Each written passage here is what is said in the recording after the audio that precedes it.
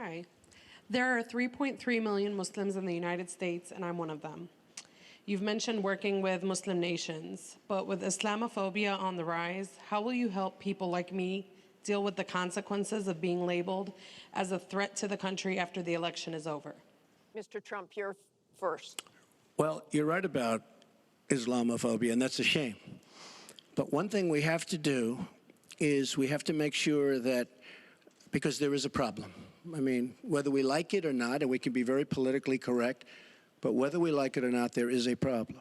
And we have to be sure that Muslims come in and report when they see something going on. When they see hatred going on, they have to report it. As an example, in San Bernardino, many people saw the bombs all over the apartment of the two people that killed 14 and wounded many, many people. Horribly wounded. They'll never be the same. Muslims have to report the problems when they see them.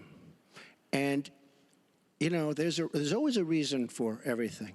If they don't do that, it's a very difficult situation for our country. Because you look at Orlando, and you look at San Bernardino, and you look at the World Trade Center, go outside, you look at Paris, look at that horrible, these are radical Islamic terrorists. And she won't even mention the word, and nor will President Obama. He won't use the term radical Islamic terrorism. Now, to solve a problem, you have to be able to state what the problem is, or at least say the name. She won't say the name, and President Obama won't say the name, but the name is there. It's radical Islamic terror.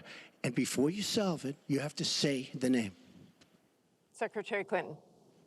Well, thank you for asking your question. And I've heard this question from a lot of Muslim Americans across our country, because unfortunately there's been a lot of very divisive, dark things said about Muslims. And even someone like Captain Khan, the young man who sacrificed himself defending our country in the United States Army, has been subject to attack by Donald.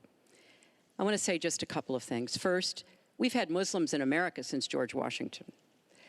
And we've had many successful Muslims. We just lost a particularly well-known one with Muhammad Ali. My vision of America is an America where everyone has a place. If you're willing to work hard, you do your part, you contribute to the community. That's what America is. That's what we want America to be for our children and our grandchildren.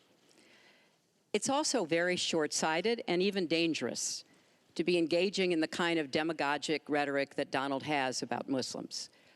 We need American Muslims to be part of our eyes and ears on our front lines. I've worked with a lot of different Muslim groups around America. I've met with a lot of them, and I've heard how important it is for them to feel that they are wanted and included and part of our country, part of our homeland security, and that's what I want to see. It's also important, I intend to defeat ISIS, to do so in a coalition with majority Muslim nations.